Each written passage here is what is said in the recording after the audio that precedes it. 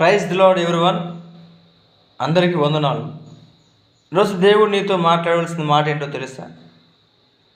91 కీర్తన 15వ వచనం. ఆయన ఏం మాట్లాడుతున్నాడో చూద్దాం. అతను నాకు మొరపెట్టుగా నేను అతనికి ఉత్తరం ఇచ్చేదను, శ్రమలో నేను అతనికి తోడయ్యుండెదను, అతను విడిపించి అతని గొప్ప చేసేదను.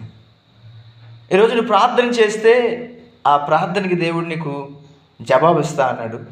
2, శ్రమలను అతను తోడై ఉండదును. అంటే శ్రమలు రావని బైబిల్ ఎక్కడ చెప్పలేదు, కానీ శ్రమలు వస్తాయి. అయితే శ్రమలతో పాటు కూడా నీతో పాటు దేవుడు వస్తున్నాడు అనమాట.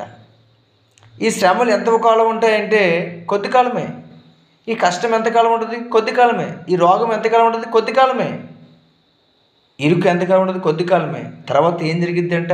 ఆ దేవుడు చెప్తుంట అతను విడిపించి, విడిపించి? రోగం నుంచి విడిపించి, అప్పుల సమస్య నుంచి విడిపించి, బాధల నుంచి విడిపించి, ఆర్థికపరమైన సమస్యను విడిపించి, తర్వాత ఏం చెప్తుందంటే అతన్ని గొప్ప చేసేదను.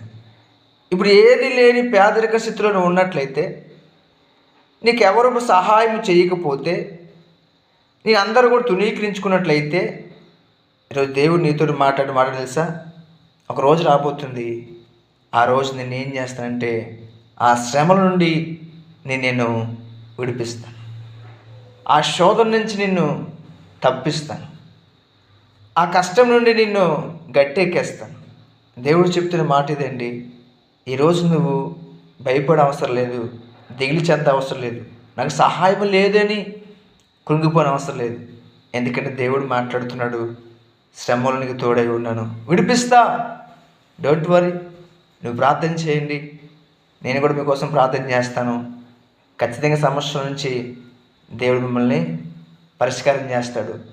మీరు భయపడవద్దు, దేవుడు మీకు తోడుగా ఉన్నాడు. దేవుడు మిమ్మల్ని దీవించును గాక. ఆమేన్.